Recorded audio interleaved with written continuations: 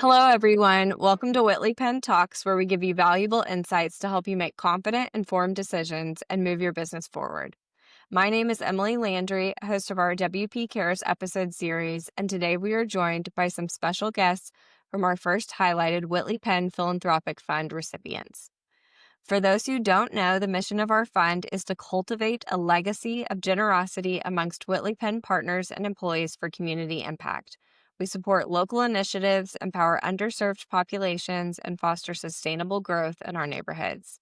Today, I'm sitting down with Jake Smith, President, and Stephen Odell, Vice President of Neighbors Eden Project. Welcome, guys. Thank you. Thanks for having us. Of course. So, Jake, I'm going to start with you. Would you tell us a little bit more about Neighbors Eden Project? How did you guys begin, and how did you shape the Midland community? Well, we began kind of mid-April, and my wife and I have a little guilty pleasure of watching overgrown yard mowing videos on YouTube. And we thought, well, that would be fun to do one day because we have a pretty big property outside of Midland where we have about an acre. So we've got the riding lawn mower and weed eaters and edgers and blowers and stuff like that, a trailer.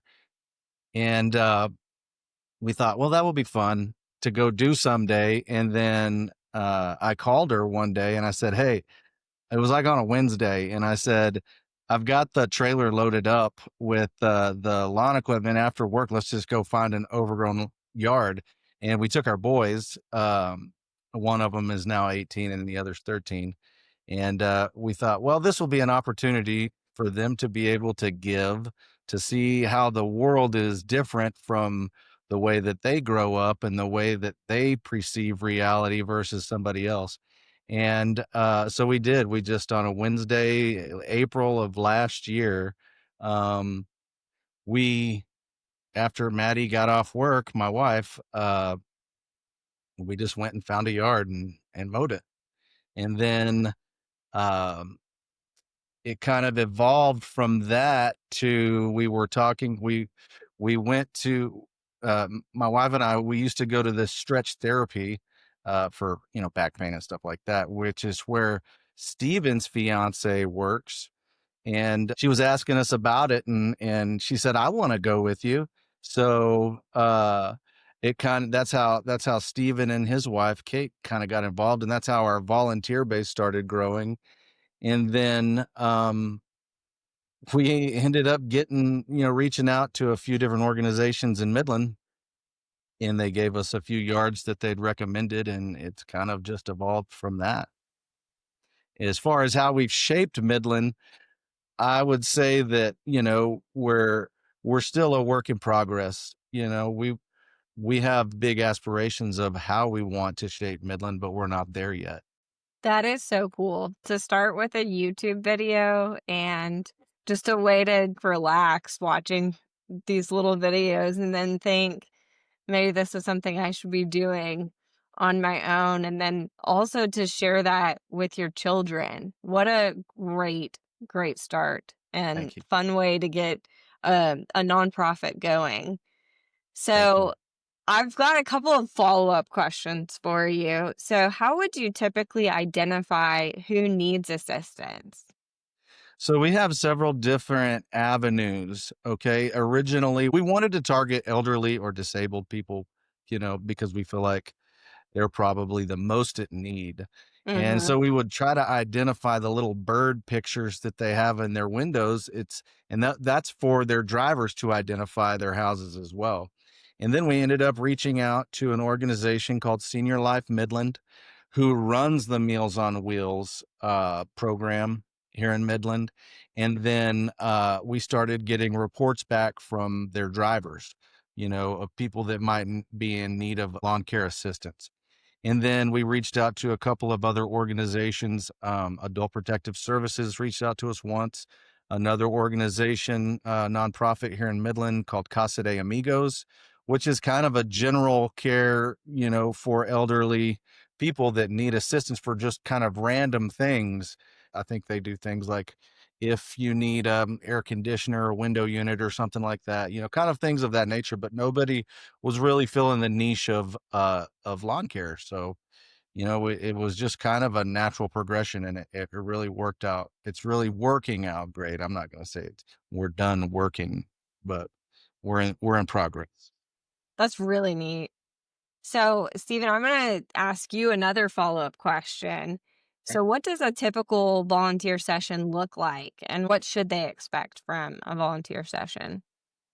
You can expect several things. Well, firstly, Thursdays, it's our consecutive day that we do every week. So we'll get together after work. We all work jobs. Some kids go to school, some volunteers are still school age, right? So we all get together about 5:45, 6 o'clock, meet up. We have about 3, 4 yards and we go bang them out together. And you might doing a weed eater one day, you might be picking up trash one day, you might be trimming up bushes, trees, removing a whole tree that needs cut, right? Lots of different tasks that you can do. So you can expect that. But then also you get to expect, just building friendships and that, to have that fellowship afterwards. We take all of our volunteers out to kind of get together and go eat and have a meal together and kind of just go over what we just did and talk about how we can do it better next time, or just what we liked about that day or things along those lines. But I would say the best thing for me personally that I can take away that I like is the camaraderie, meeting Jake and people like them and Maddie and their family, just building those connections and those relationships. That's really what you can take from it the most. That's a special touch. You've talked so much about working with other organizations, Jake, that have helped you get more plugged in with what Midland might need around town. And then, Stephen, you've talked about how it's helped you grow these friendships that you might not have had otherwise. And I think that's Definitely. something super special you're doing besides just taking care of the people who actually need the help. So, Stephen, what's something happening in the local community you want the listeners to know about? That could be something anywhere inside of Midland or with these particular families you've worked alongside. Yeah, so a couple of things. Mainly is that there is a whole entire community. There's a whole entire group of elderly disabled, veterans, whatever it may be, that go by where we just think they don't get thought about. They don't get the help, the assistance. There's just a whole community out there that needs this service, and that just one time showing up can change these people's lives almost in just a couple hours of work, right? The next thing is, we have a lot of events that happen that where you can get involved in these type of things, such as Love Midland coming up here on October 4th, where all these nonprofits, all these local charities, businesses get together and they go out and have a giant citywide volunteer day, right? And we just hit as much as we can, schools, hospitals, properties, you name it, right? So there's just lots of opportunities to get involved. And it doesn't take tons of money. It doesn't take any money if you don't Mhm. want, it just takes a little bit of effort, maybe a Saturday morning or a Thursday night. Love that. So, Jake, for those who don't know, we awarded a grant of dollars to the Neighbors Eden project. How do you plan on spending the funds you received? I can imagine there's lots of ways you could spend the money, and that there's way more ways you could spend more money if anybody really liked what y'all are doing and wanted to give you even more money to continue to connect with the mission. Maybe they're not available to volunteer on Thursday evenings, but they really like what you're doing. Mhm. Yes, ma'am. So we really have three ways that we spend money right now because we're a very lean organization. We have no really salary overhead because every person involved with this organization volunteers, and that includes myself, Stephen, all of our board members. We don't have a paid staff. Um, so we spend money on equipment that we need that we could become more efficient.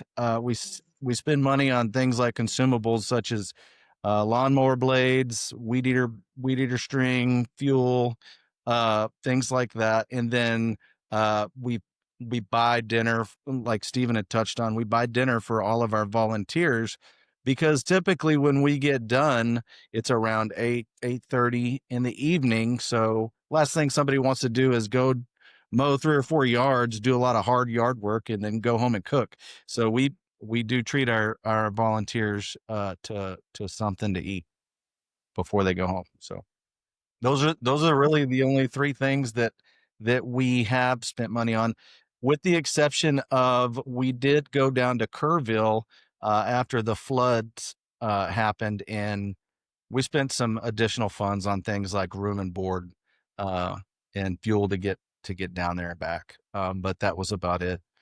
just to try to help with some of the relief efforts down there after their flooding situation. But other Hmm. than that, yeah, the three things: equipment, food, and consumables.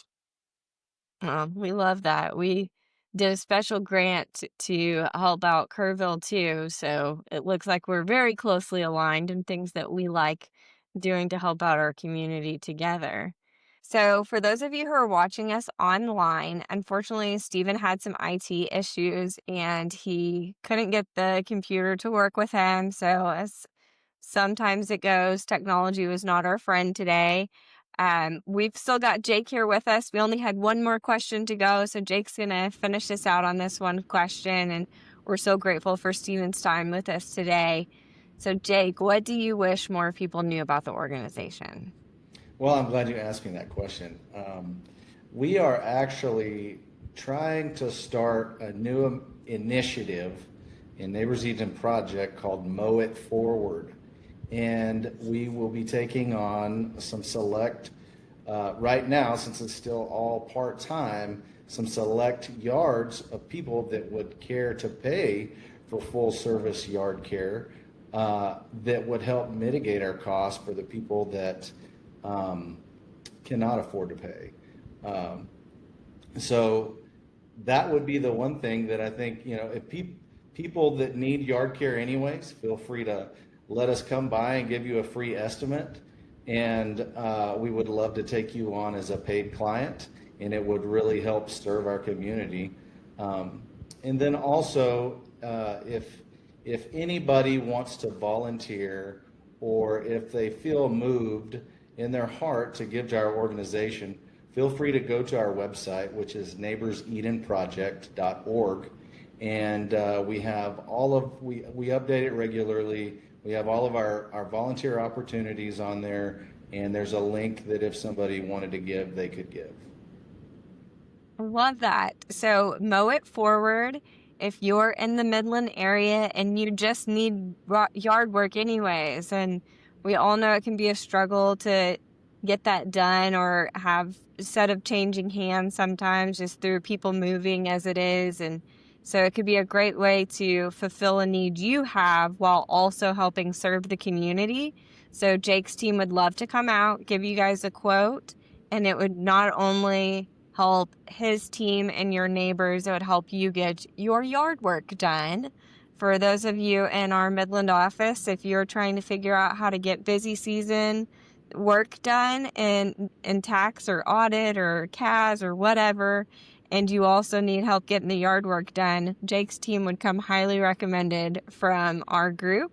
So we'd love for you to reach out to them.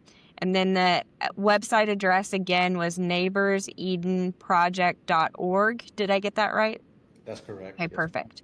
And so they would love to help you find more information about either volunteering or giving financially if you were so moved. So for those listening, if you enjoyed today's episode, please be sure to subscribe on YouTube, Spotify, Apple, or listen right on our website at whitleypenn.com/podcasts. Thank you again to Jake and Stephen, and I hope everyone has a wonderful rest of the day.